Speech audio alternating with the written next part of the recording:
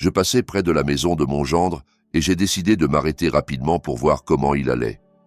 En m'approchant, j'ai vu la voiture de ma femme garée près de la grille, une Lexus argentée étincelante qui, en théorie, devrait être dans notre garage. Mon cœur a fait un bond. Quelque chose n'allait pas. Je me suis approché en silence de la fenêtre, en prenant soin de ne pas faire de bruit. Ce que j'ai entendu à l'intérieur m'a glacé le sang. Dès que ce vieux signe les papiers, nous aurons tout ce que nous avons prévu, a dit une voix féminine. C'était Marguerite. Son ton s'infiltrait par la fenêtre comme du venin dans les veines. Je suis resté paralysé devant la maison de Véronique, ma fille. Les clés étaient encore sur le contact. 5 minutes plus tôt, elle m'avait dit qu'elle ne pouvait pas continuer. Je l'avais appelée pour lui faire une surprise. Je voulais l'inviter à dîner. « Papa, je ne suis pas à la maison », m'avait-elle dit joyeusement. « Mais Damien est là, en train de travailler sur des papiers. » Et voilà, la Lexus de Marguerite, comme si de rien n'était, garée dans l'allée. J'ai éteint le moteur et, les jambes tremblantes, je me suis approché de la fenêtre. À travers une fente dans le rideau, j'ai tout vu clairement. Ma femme, avec qui j'ai partagé 25 ans de mariage, était confortablement installée sur le canapé comme si elle était chez elle, et mon gendre, avec ce sourire arrogant qui m'a toujours agacé, appuyé contre l'étagère à livres. « Tout se déroule selon le calendrier prévu », a-t-il dit. En juin, nous déposons la demande en alléguant des différences irréconciliables. Selon les nouvelles lois de la région Île-de-France, Marguerite recevrait la moitié de tous les biens accumulés pendant le mariage, plus une pension alimentaire à vie. Elle a laissé échapper un rire aigu, ce même ton qui, il y a des années, me semblait charmant. Seule l'entreprise de construction vaut environ 12 millions, a-t-elle ajouté. Plus la maison, le terrain, les investissements. C'est presque 20 millions au total. Mes mains tremblaient. J'ai sorti mon téléphone et j'ai commencé à enregistrer juste au moment où Damien continuait sa leçon de droit. Le mieux, c'est qu'il fait une confiance aveugle. Il n'a aucune idée que nous avons déjà tout calculé. Extrait bancaire, acte notarié, évaluation de l'entreprise, tout est copié. Il nous a lui-même donné les clés de son empire. 2 ans à feindre d'être une épouse dévouée, a dit Marguerite en regardant ses ongles, à écouter ses histoires ennuyeuses sur les constructions, à faire comme si les listes de paie de ses employés m'intéressaient. « Mon Dieu !» a-t-elle soupiré. « Cet homme croit encore que je l'aime. » Un craquement sous mon pied, une branche.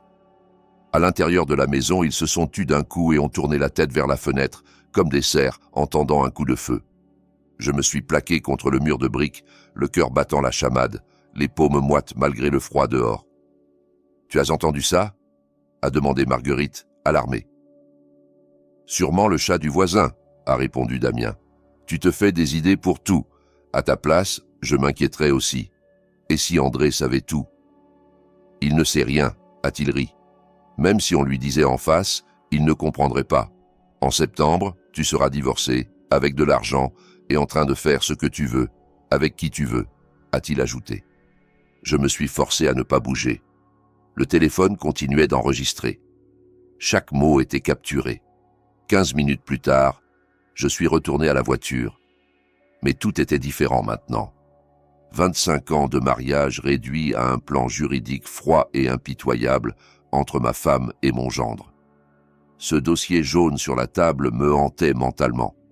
Des mois de collecte de données, de stratégies cachées pendant que je travaillais 16 heures par jour pour tout soutenir.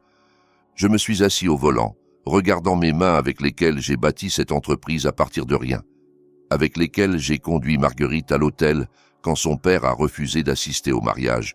Et dans ma tête résonnèrent ces mots. Il croit vraiment que je l'aime. Et oui, je le croyais, jusqu'à aujourd'hui. La porte de la maison s'est ouverte juste au moment où je tendais la main pour prendre les clés du contact. D'abord est sortie Marguerite, son sac pendu à l'épaule avec un balancement désinvolte, comme si c'était un jour ordinaire. Derrière elle est apparu Damien, en ajustant le nœud de sa cravate avec l'attitude hautaine d'un avocat sûr de lui. Il ne s'attendait pas à me voir. La surprise sur le visage de Marguerite a été comme une gifle, en pleine figure. Sa voix s'est tendue en me voyant. André, qu'est-ce que tu fais ici ?» J'ai fait un effort pour garder mon calme, même si à l'intérieur tout s'effondrait. Je passais vérifier un chantier près d'ici. J'ai menti avec sérénité en sortant de la voiture. J'ai décidé de passer saluer Véronique. Damien a fait un pas immédiat vers Marguerite, instinctivement, en se plaçant devant elle comme s'il était son protecteur légal. Il m'a observé fixement, scrutant mon visage à la recherche de failles dans mon histoire. Marguerite s'est hâtée de dire que Véronique n'était pas là. J'aidais Damien avec des documents pour un client. Elle l'a dit avec une naturalité qui faisait mal, comme si elle l'avait répété pendant des années. Combien de mensonges comme celui-là avais-je avalé sans douter? J'ai hoché la tête avec neutralité. Je lui ai rappelé qu'elle m'avait dit ce matin qu'elle devait rester tard pour une présentation. Un instant de panique a traversé son visage. J'avais mal à la tête et je suis sorti plus tôt. A-t-elle balbutié? Quel dommage, ai-je répondu. Bon, Damien a sûrement beaucoup de travail. Sujet compliqué, hein? Division de biens. Il a répondu automatiquement comme si son cerveau était en pilote automatique, mais il s'est corrigé immédiatement. D'un client. Si tout autour de moi ne s'effondrait pas, j'aurais ri de la pathétique scène. Marguerite m'a demandé si j'étais là depuis longtemps. Je viens d'arriver, ai-je répondu en les regardant tous les deux avec un sourire forcé. Pourquoi? Elle a souri tendu. Tu as l'air tendu. C'était ironique. La femme qui planifiait ma ruine financière depuis des mois, me demandant si je me sentais bien. J'ai dû retenir un rire. Tout va bien, juste une longue journée. Tu sais comment c'est. Je lui ai fait un signe à Damien, comme pour m'excuser d'interrompre. Je ne te prends plus de temps. Il a répondu qu'il terminait déjà et il a posé sa main sur le bas du dos de Marguerite avec une familiarité qui m'a retourné l'estomac. Depuis combien de temps cela durait-il? Depuis quand étions-nous trois dans ce mariage? Je me suis tourné vers la voiture, j'ai sorti mon téléphone et je l'ai regardé comme si je vérifiais un message. J'ai remarqué que Damien ne quittait pas des yeux le téléphone. Bon, je m'en vais, le dîner ne se fait pas tout seul. Marguerite m'a répondu « J'ai presque fini ici, ne t'inquiète pas ». En montant dans la voiture, j'ai fait semblant de me rappeler quelque chose. Ah, c'est vrai. Marguerite, ils t'ont appelé de la clinique. Ils veulent déplacer ton rendez-vous de contrôle. Quelque chose avec l'horaire qui ne colle pas avec ton travail. Sur son visage s'est reflété un second de désarroi absolu, comme si son âme s'était gelée. Sûrement une erreur, a-t-elle murmuré. Je les appelle. Bien sûr, ça arrive. J'ai démarré la voiture et je suis sorti de la cour. Dans le rétroviseur, je les ai vus rester séparés, immobiles. Puis, ils se sont approchés l'un de l'autre rapidement et ont commencé à parler en chuchotant. Ce triangle de trahison n'était plus un soupçon, c'était une réalité. Ils savaient, ou du moins ils devinaient, que j'avais vu quelque chose. Mais ce qu'ils ne savaient pas, c'est que j'avais 43 minutes d'enregistrement sur mon téléphone, un audio clair, net, légal. Et ça changeait tout. Je me suis intégré à la circulation. Mes mains sur le volant ne tremblaient plus. Le choc commençait à s'estomper et à sa place arrivait une froideur lucide. Ils croyaient jouer aux échecs avec un aveugle. Bientôt, ils allaient se rendre compte à quel point ils se trompaient. Le trajet de 15 minutes jusqu'à la maison s'est passé dans le vide. Feu rouge, rond-point, voiture, tout mécanique. La voiture a tourné seule dans le rond-point qui menait à notre rue résidentielle, passant devant les jardins entretenus par un jardinier que je n'avais jamais engagé parce que Marguerite disait ne pas avoir le temps. Je suis passé près de la fontaine qu'elle avait fait installer pour notre anniversaire et voilà la maison que j'ai construite de mes propres mains en 2000. Chaque poutre, chaque brique, chaque plan était une déclaration d'amour pour une femme qui voulait maintenant me prendre tout. Je suis descendu et j'ai senti le silence. Pas un silence paisible, mais un vide qui faisait mal. Avant, Marguerite remplissait cette maison de ses commentaires sur les voisins, de ses plaintes sur le café du bar qui n'était pas à son goût, de ses remarques sur les prix au marché. Et je me demandais combien de ces choses étaient authentiques et combien faisaient partie d'une farce. Au-dessus de la cheminée pendait encore notre photo de mariage. 15 décembre 1998. Marguerite dans une robe ivoire qui brillait sous la lumière tamisée de la salle de réception, un sourire radieux, juvénile. Moi, dans un costume loué, debout à ses côtés avec un air déconcerté, mais vraiment heureux. Elle avait alors 22 ans. Elle travaillait comme secrétaire dans un bureau de nos clients, dans une rue commerçante de la ville. J'avais 37 ans et mon entreprise de construction commençait à peine à se stabiliser après 10 ans de nouilles instantanées et de journées sans repos. Nous nous sommes rencontrés lors d'un toast du Nouvel An pendant que je rénovais son bureau. Elle riait de mes blagues nulles sur le ciment et les briques, et moi, sans bien comprendre si cet intérêt était réel, je me suis lancé quand même. Je l'ai invitée à dîner, et elle a accepté si vite que j'ai pensé qu'elle m'attendait.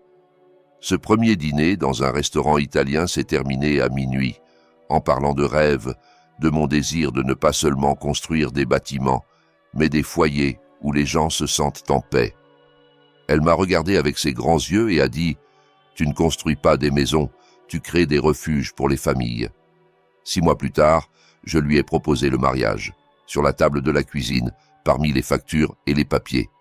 Il y avait une carte qui disait « Notre dernier anniversaire, 25 ans. » Le même trait bleu, ordonné et soigné, que je reconnaîtrais n'importe où. Cher époux, merci d'avoir réalisé tous mes rêves. À 25 autres années de bonheur. Avec amour, Marguerite. Ce mot « amour » sonnait maintenant creux, comme une moquerie. Je suis entré dans le salon et je me suis arrêté devant les étagères remplies de photos de notre fille Véronique quand elle était enfant. J'avais moi-même pris beaucoup de ces photos pendant la grossesse de Marguerite. Le 8 juin 2000, notre fille est née. Toute petite, ridée, pleurant fort, mais pour nous un miracle. Marguerite la tenait dans ses bras et semblait née pour être mère. Ses premières années ont été les meilleures. Marguerite s'est donnée entièrement. Réunions scolaires, activités extrascolaires, anniversaires avec clown et gâteaux personnalisés. Elle documentait tout avec son appareil photo. Elle ne manquait pas un instant. « Tu es le meilleur papa du monde », m'a-t-elle dit le jour où Véronique a reçu son diplôme d'école. Elle pleurait en voyant notre fille monter pour le certificat. « Tout ce que j'accomplirai sera grâce à toi », a-t-elle dit, « non à nous, à moi ». Déjà à cette époque, les fissures avaient commencé. Je me suis laissé tomber dans le fauteuil, celui que Marguerite a toujours détesté parce qu'il était laid et que, selon elle, il ruinait l'ambiance du salon. Tout m'est tombé dessus comme une vague, la croisière anniversaire dans les Alpes où elle s'est émue en voyant des baleines et des glaciers. La remise de diplôme de Véronique à l'université où nous avons tous les deux pleuré. Les Noëls remplis de lumière, de décorations et de chaos joyeux. Et puis, le changement.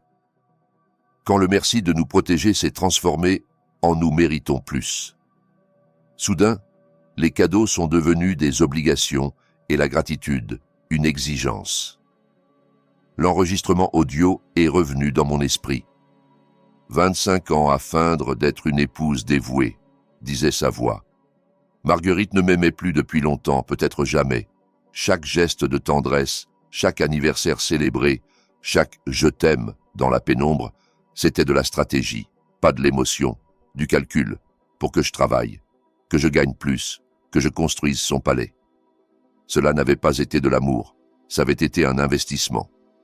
Et maintenant, elle voulait tout. Ce n'était pas la rage qui me dominait, c'était une froideur méticuleuse, chirurgicale. Marguerite pensait jouer à long terme, qu'elle avait conçu un plan infaillible pour tout prendre et partir sans bruit. Mais elle ne savait pas avec qui elle était mariée. Elle ne savait pas que c'était moi qui avais bâti Moreau Bâtiment à partir de rien, avec un vieux véhicule et une boîte à outils, que pendant des décennies j'avais signé des contrats avec des municipalités, géré des équipes. Négocié à des tables avec des gens beaucoup plus durs qu'elle. Il était temps de penser avec la tête, de comprendre à quel moment tout avait commencé à mal tourner. Et la réponse a été immédiate. 2020. L'année où nous avons gagné l'appel d'offres pour construire le nouveau centre régional, 50 millions en 3 ans. Le plus gros contrat de l'histoire de l'entreprise. Ce soir-là, je suis rentré à la maison en pensant que nous trinquerions au champagne, qu'il y aurait des embrassades et de la fierté. Mais Marguerite était assise devant un magazine immobilier, calculatrice en main. « Nous pouvons maintenant acheter la maison rue des Herbes », a-t-elle dit sans me regarder. Celle avec l'entrée ronde, la piscine. Les Henderson demandent 4,2 millions. Pas un mot sur mon accomplissement, pas un bien joué, juste une question. Qu'est-ce qu'elle gagnait là-dedans? Je lui ai dit que nous n'avions même pas encore signé le contrat, qu'il manquait des projets, des permis, du personnel. Mais elle a répondu sans hésiter. La ville est obligée de payer, l'argent est garanti. Nous avons discuté pendant des heures. Elle avait tout noté jusqu'au dernier centime. Maison, adhésion au club, voyage, voiture. Tout à la première personne. Moi, pas nous. À ce moment-là, j'aurais dû remarquer la différence, mais j'étais trop occupé à équilibrer les chiffres pour prêter attention au langage. En 2021, ces exigences sont devenues plus constantes. Ce n'était plus une maison rue des Herbes ou un voyage spécial. Maintenant, le club privé était indispensable, surtout quand les Patterson y ont été admis. Notre maison de campagne près de la rivière est devenue un sujet de moquerie, une honte comparée aux maisons où les gens passèrent l'été. Marguerite a commencé à lancer des pics empoisonnés déguisés. D'autres maris savent comment rendre une femme heureuse. A-t-elle lâché un soir en coupant le saumon? Quand l'intimité a disparu, je l'ai à peine remarqué. Je pensais que c'était l'âge, le stress, des choses normales après tant d'années. Puis est venue l'histoire des chambres séparées, soi-disant à cause de mes ronflements. Nous avions dormi ensemble pendant plus de 2 décennies, sans qu'elle se plaigne, mais soudain, elle ne pouvait plus le supporter. Les conversations au dîner sont devenues des monologues sur les achats, les voisins, la voiture que tel ami avait reçue sans raison, parce que son mari la valorise, parce qu'elle a sacrifié sa carrière pour le mariage. Cette phrase s'est gravée comme un marteau. Sacrifice, elle, qui vivait dans une maison construite avec ma sueur, dans un foyer soutenu par mon travail constant.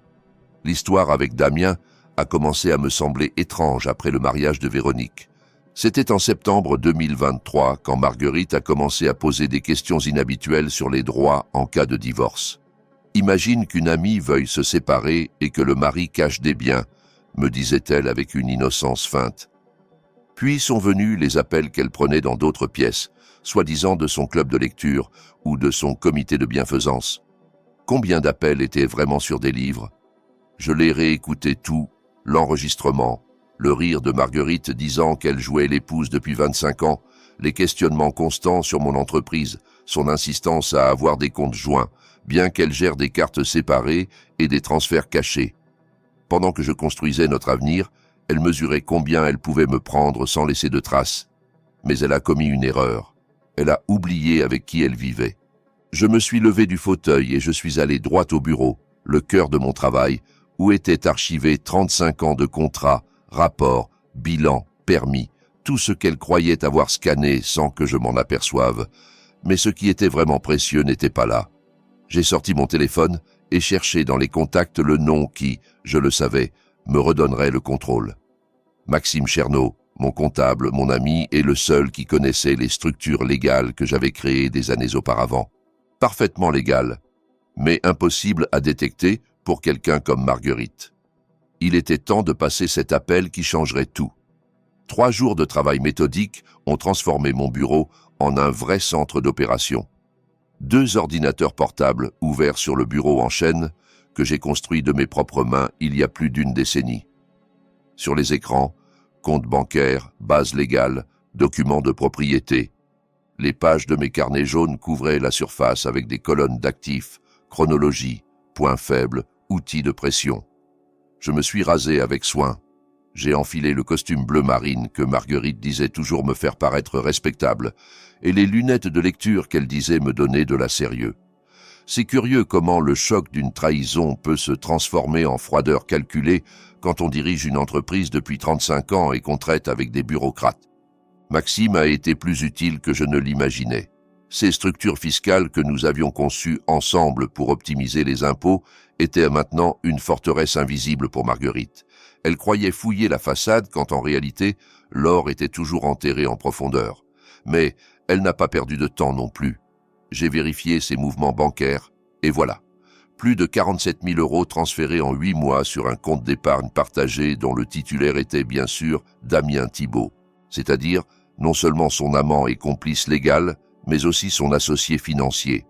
Déjeuner au club Les Alpes, pour des sommes scandaleuses, sessions de spa, achats de luxe qui coïncidaient avec ses réunions de club de lecture. Chaque dépense était une piste, un signe de quelqu'un qui préparait sa nouvelle vie. Comme ce sac de designer qui coûtait plus de 120 000 €, acheté le même jour où, le matin, elle se plaignait que le saumon au supermarché était trop cher. Damien, de son côté, n'était pas en meilleure situation. Mes connaissances dans le monde de la construction m'ont raconté qu'il était endetté jusqu'au cou. Il devait plus de 180 000 en crédits étudiants. Et le loyer de son bureau, qui n'était que pour les apparences, coûtait plus de 2 800 par mois.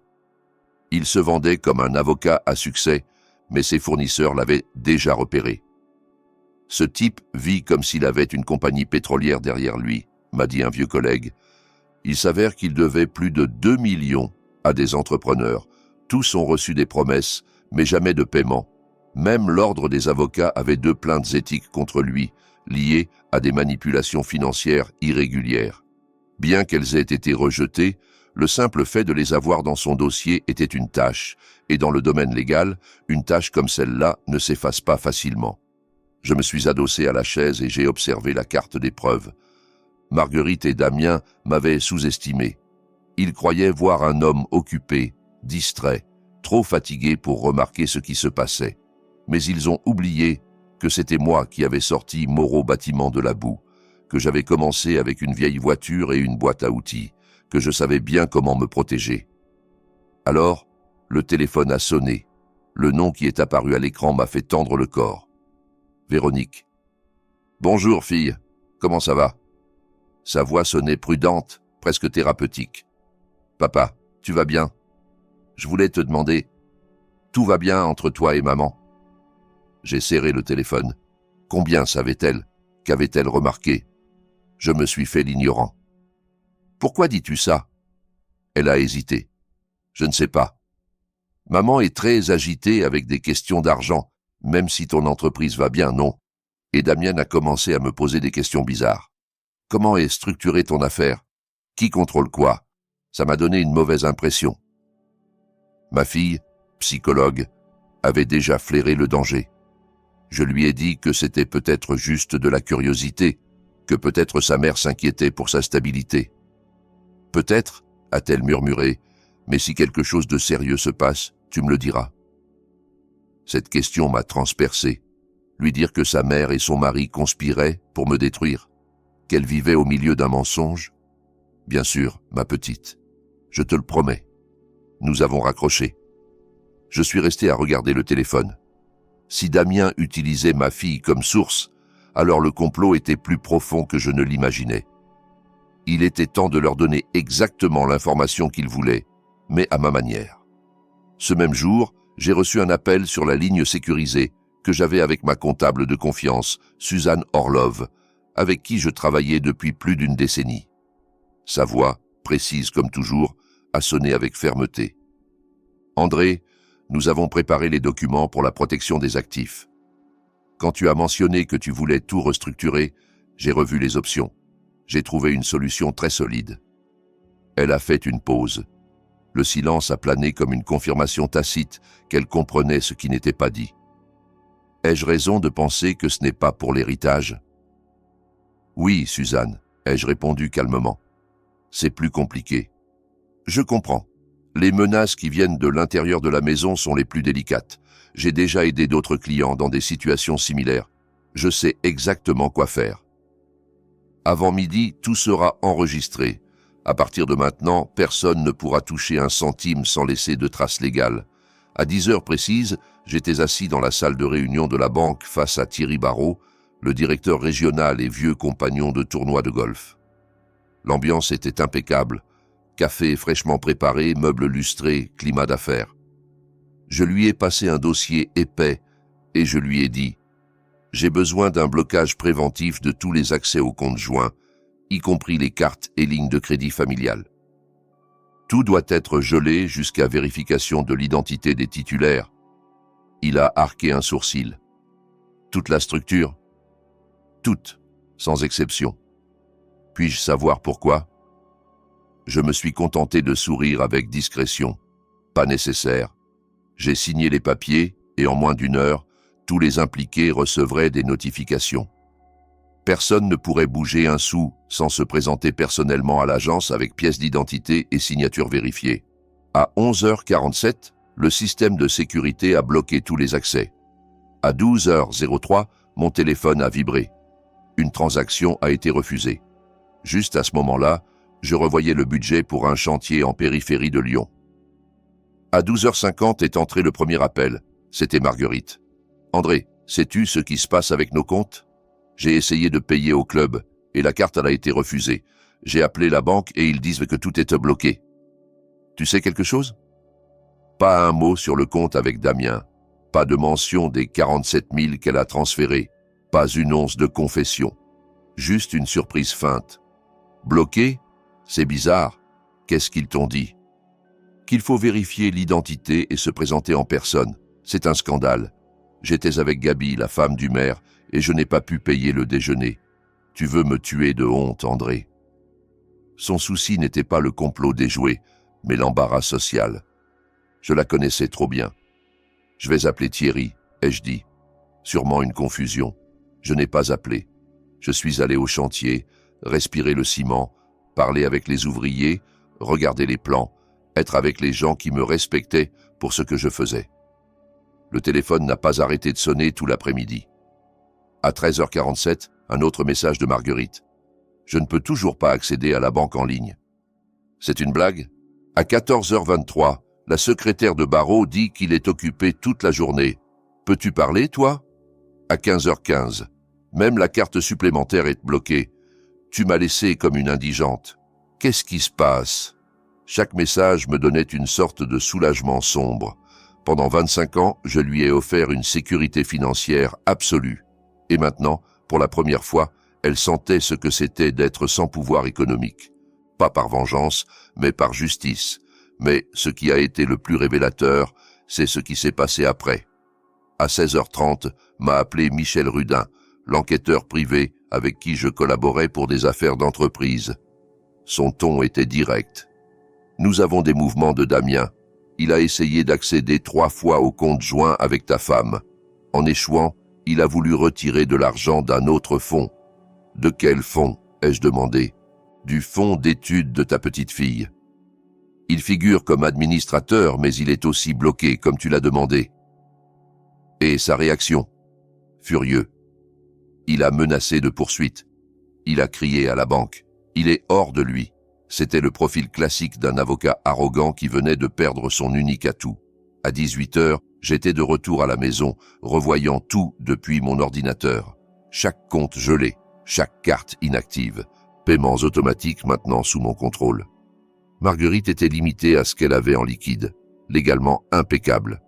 Un mari protégeant les biens partagés face à un possible conflit conjugal. La banque le soutiendrait.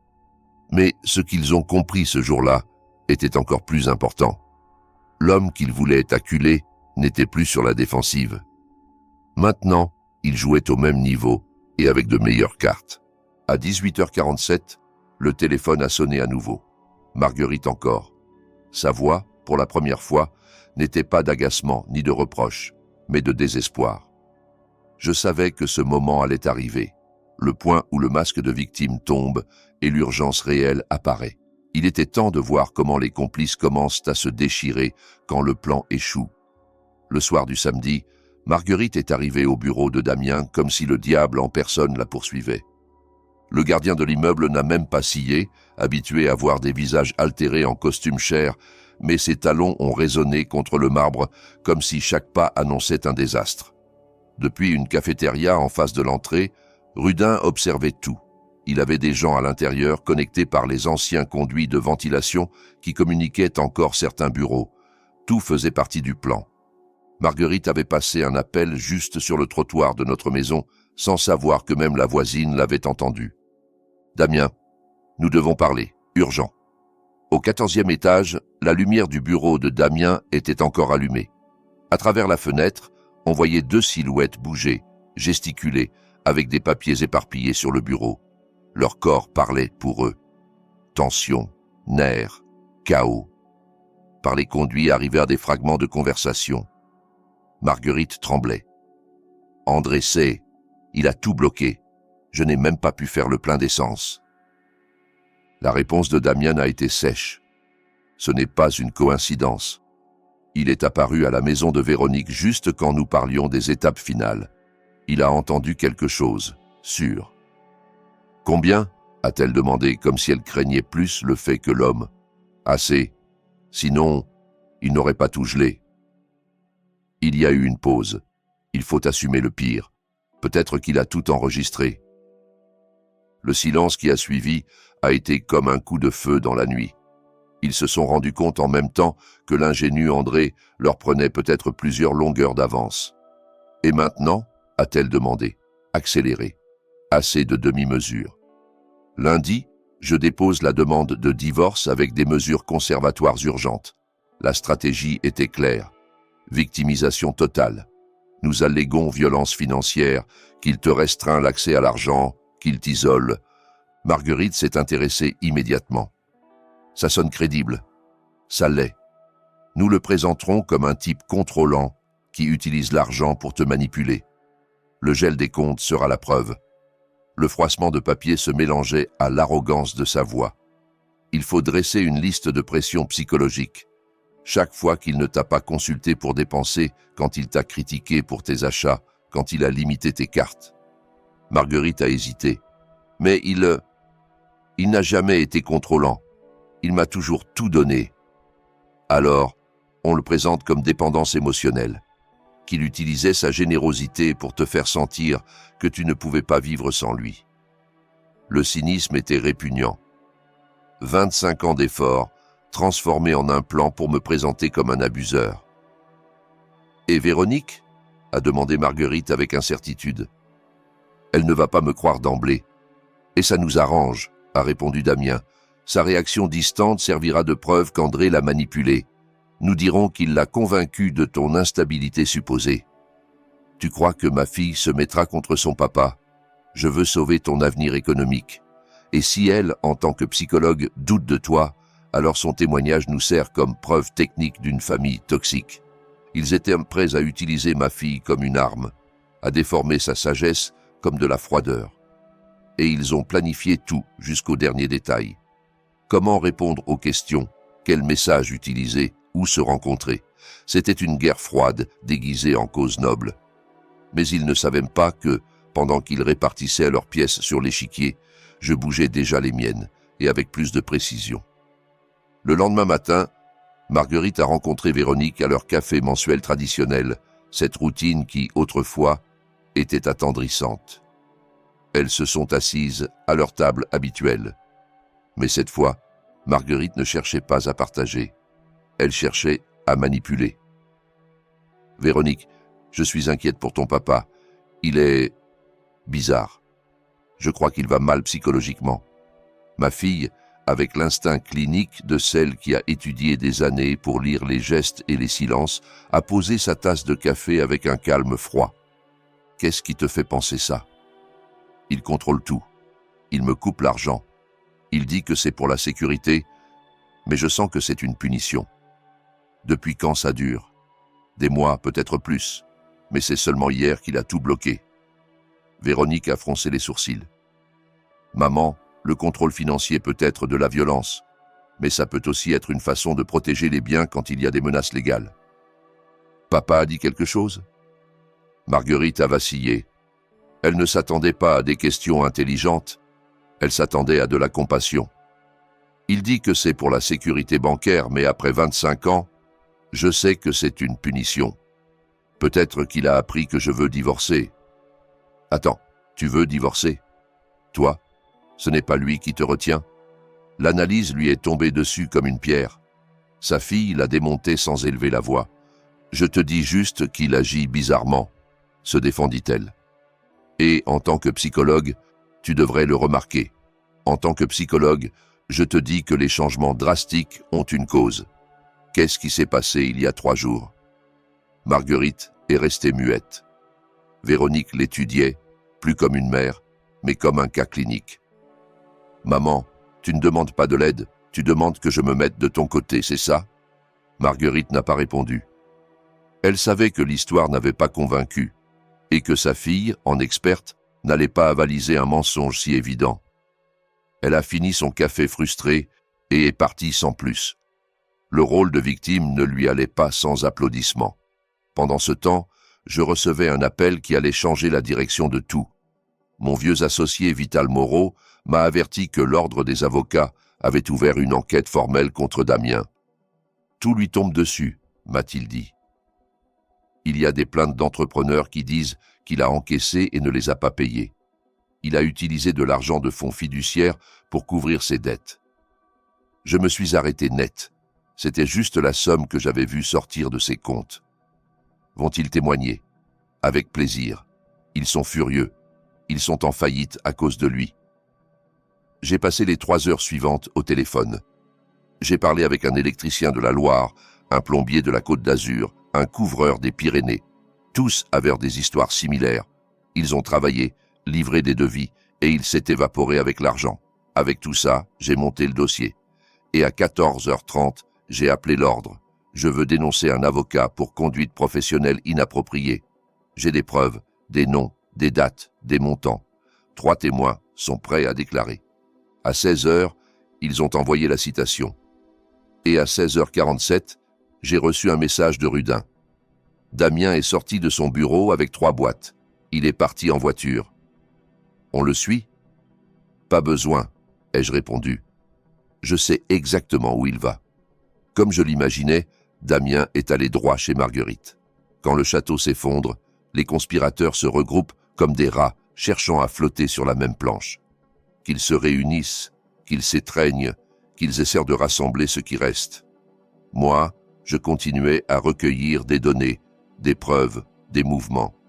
Ce soir-là, je me suis assis dans mon bureau, la lampe jetant une lumière chaude sur la table, et j'ai commencé à aligner tout. Appels, transferts, réunions, dates clés. C'était comme un tableau de stratégie où les pièces tombaient enfin en place. Je l'avais tout.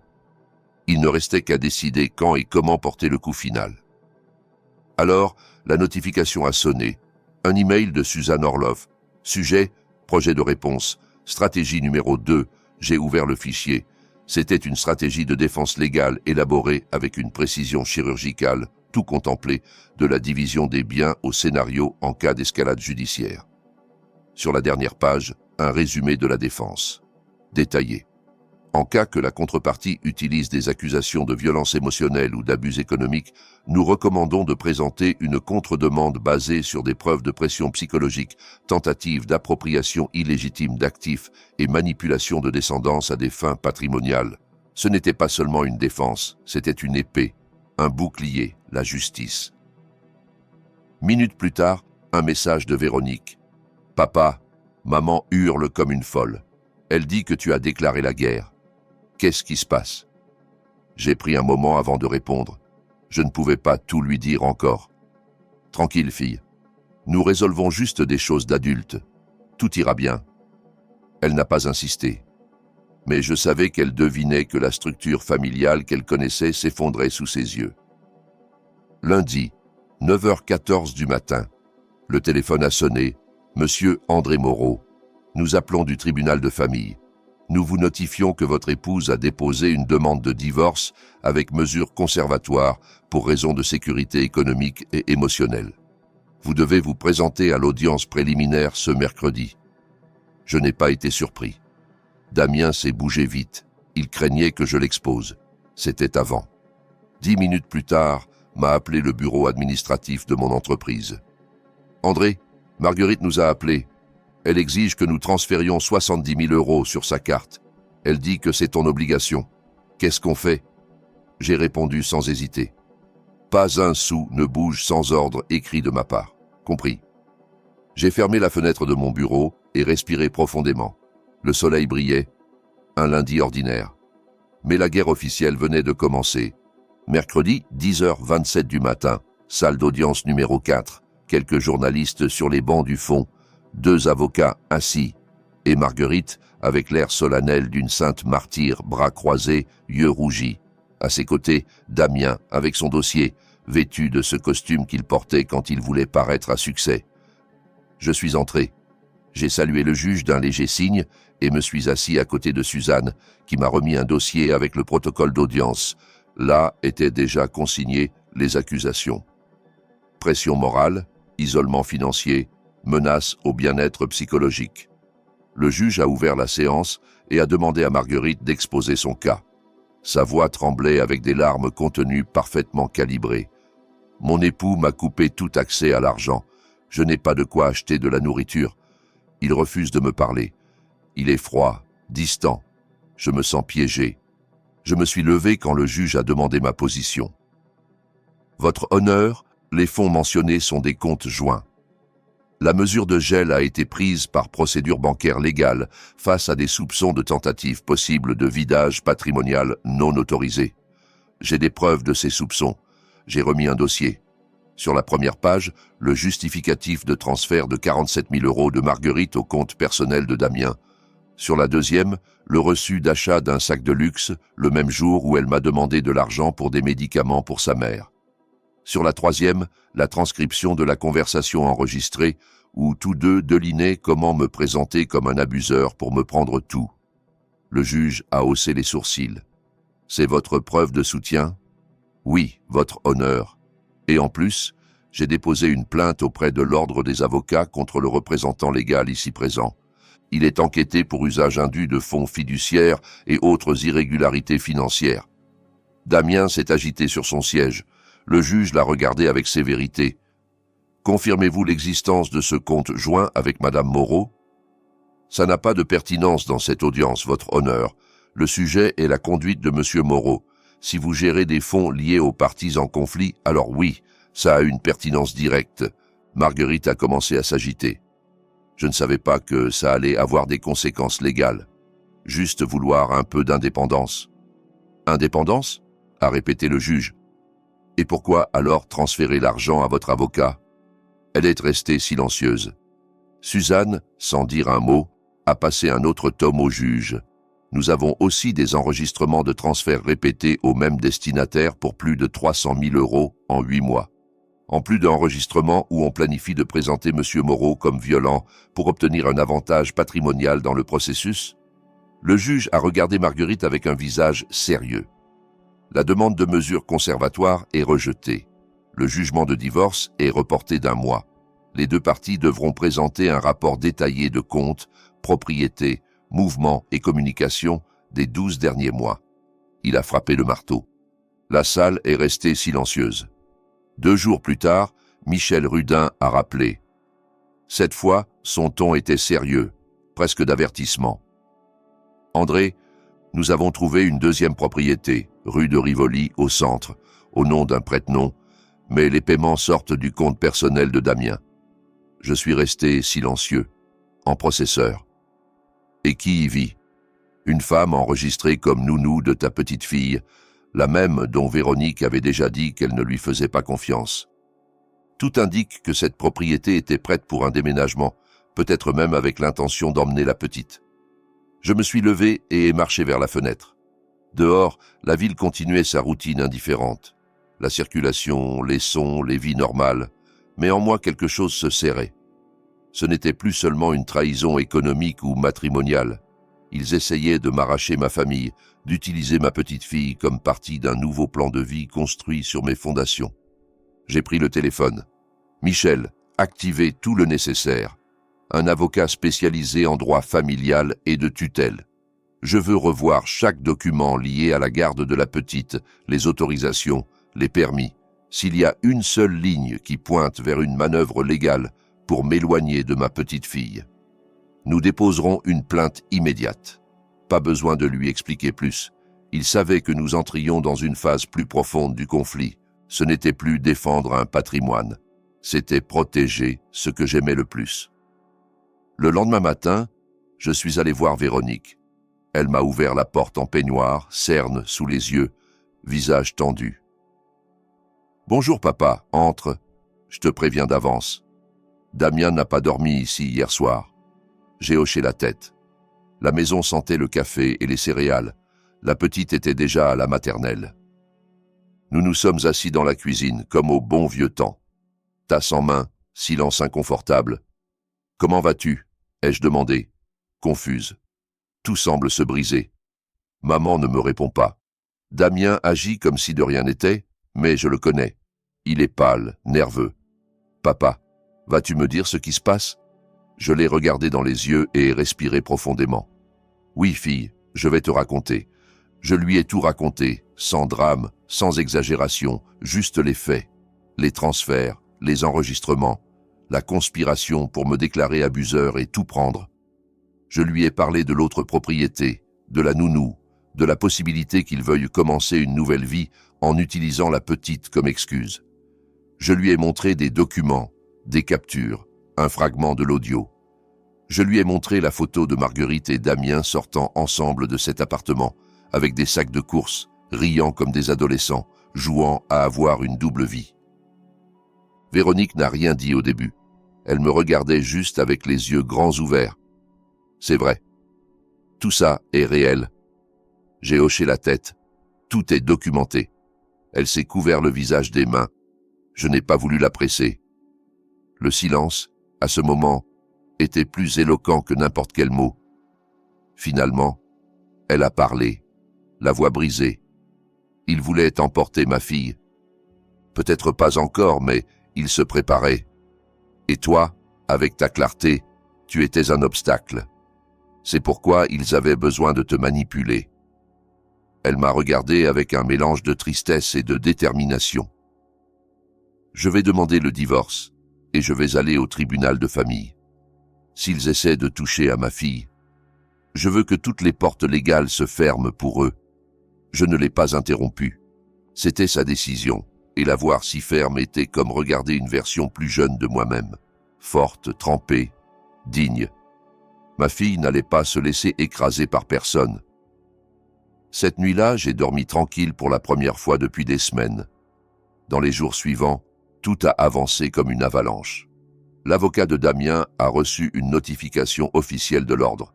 Audience disciplinaire pour gestion indue de fonds de clients. 2 des entrepreneurs étaient prêts à témoigner. Suzanne m'a souri en me remettant la citation. S'ils le suspendent, sa crédibilité comme avocat dans ce processus s'effondre. Tout ce qu'il a touché judiciairement est remis en question. Ce même jour, m'ont appelé de la banque. « André, ils ont essayé de bouger de l'argent d'un compte fermé de Marguerite vers une fiducie juridique. Tout a échoué, mais c'est enregistré. Veux-tu qu'on le transmette au parquet ? » « Pas encore. Laisse juste tout bien documenté. » Chaque mouvement d'eux était une nouvelle preuve de leurs vraies intentions.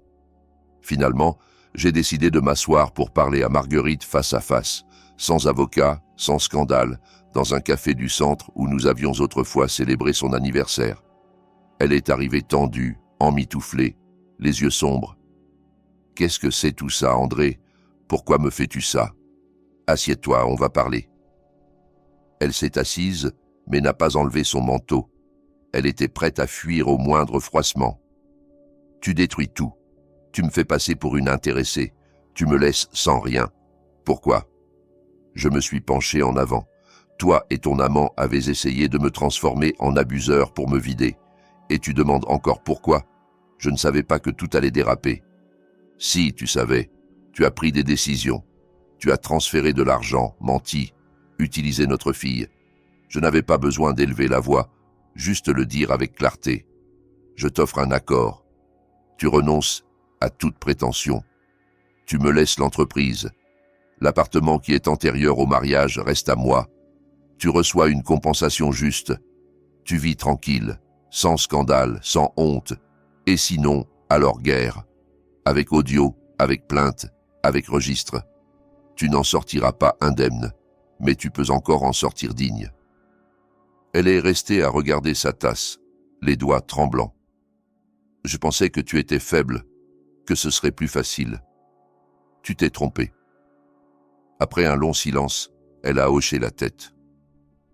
D'accord, je signe. Une semaine plus tard, tout était sur papier. Divorce par consentement mutuel, sans réclamation. L'entreprise restait mienne, l'appartement aussi, les fonds protégés, ce qu'elle avait sorti rendu. Damien a disparu de la carte. Le processus disciplinaire contre lui a suivi son cours sans elle. Moi, pendant ce temps, je suis retourné à ma maison. Je me suis assis devant la cheminée, la même devant laquelle, des années auparavant, nous prenions le thé après la naissance de notre fille, et j'ai pensé, je n'ai pas perdu. J'ai survécu, pas avec des coups ni des cris, mais avec tête froide. Et ça, dans ce monde, vaut plus que n'importe quelle victoire. 1 mois est passé. Marguerite a quitté la ville. Elle m'a écrit un seul message. Elle disait qu'elle avait besoin de se réinitialiser, que tout avait été trop pour elle. Je n'ai pas répondu. Ce n'était plus mon affaire. Damien a disparu dès que le processus disciplinaire a commencé à l'ordre des avocats. Un des entrepreneurs a initié des actions légales, un autre a exigé une indemnisation pour dommages. L'ordre l'a finalement suspendu de l'exercice professionnel. Il a fait appel, bien sûr, comme le ferait n'importe quel avocat orgueilleux. Mais c'était trop tard. La tâche était là. Et en avocature, une réputation sans confiance est comme un marteau sans manche. Inutile. Véronique s'est installée chez moi. Pendant que durait le divorce, nous avons partagé la maison comme au bon vieux temps. Je préparais le petit déjeuner. Elle emmenait ma petite fille à la maternelle. Le soir, nous regardions des films, parlions du passé, de comment les choses auraient pu être. Mais elle ne se lamentait pas, ne se brisait pas. Elle était forte, comme mère protectrice, comme fille reconnaissante. Une nuit, elle m'a dit, pendant que nous prenions du thé dans la galerie, « Papa, sais-tu que petite, je pensais que tu étais ennuyeux. » Je me suis ri. Et maintenant? Elle a souri avec douceur. Maintenant, je vois à quel point tu es fort. Comment sais-tu résister sans rien briser, sans crier, sans détruire? Juste en mettant chacun à sa place. Je suis fier de toi. Ce n'était pas juste un compliment, c'était du pardon. Pour tous les moments où nous n'avons rien dit.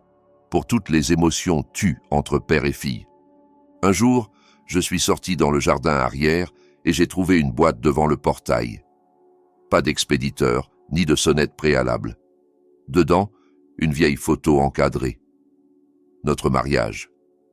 Il y avait aussi une note écrite de la calligraphie inimitable de Marguerite. Tu as été le meilleur. Je ne l'ai pas valorisé à temps. Pardon, monsieur. J'ai fermé la boîte et levé les yeux vers le ciel dégagé. Je n'ai pas pleuré.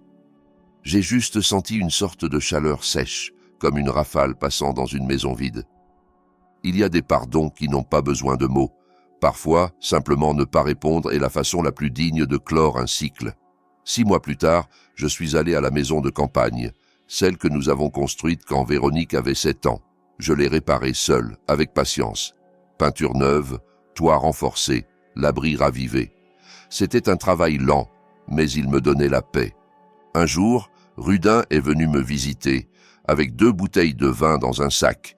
Il s'est assis à côté de moi sur le banc en bois sous l'auvent. « Comment vas-tu, Moreau ?»« Vivant.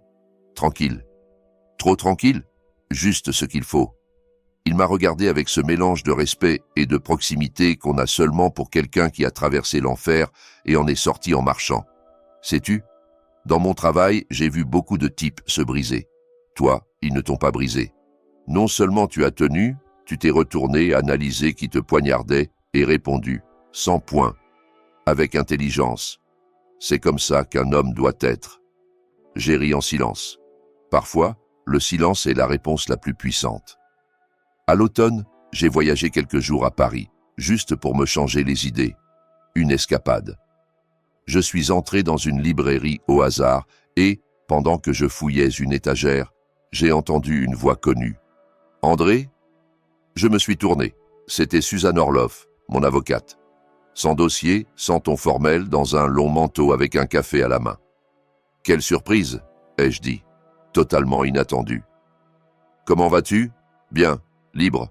Et toi ? Je pensais qu'après cette affaire tu m'oublierais. Mais la vérité, non. Tu as été un client inoubliable. Pourquoi ? Parce que tu n'as pas cherché la vengeance. Tu as juste voulu défendre ce qui était à toi. C'est rare. Nous sommes allés dans une cafétéria proche. Nous avons parlé de la vie, de livres, d'enfants. En nous disant au revoir, elle m'a dit « Si tu reviens en ville, écris-moi. Pas comme cliente, comme personne. » Et là, j'ai su que le cycle se terminait, que quelque chose de nouveau pouvait commencer. Aujourd'hui, pendant que j'écris ça, j'ai 64 ans. Je vis seul, dans la même maison que j'ai construite pour une famille qui n'est plus là. C'est plus tranquille maintenant. Pas vide, juste calme. Je ne suis pas devenu amer ni méfiant, juste plus clair, plus conscient de qui est à tes côtés par amour et qui le fait par intérêt. Marguerite n'a plus écrit. Je ne l'attends pas. Véronique reste proche. Ma petite fille lit déjà seule. Elle grandit forte. Moi, pendant ce temps, je construis une terrasse de mes propres mains. Et sais-tu quoi? Je suis heureux. Merci d'avoir écouté cette histoire. Si elle t'a ému, laisse un like et abonne-toi. Et dis-nous dans les commentaires de quelle ville tu es et quel âge tu as. On adore savoir qui nous écoute.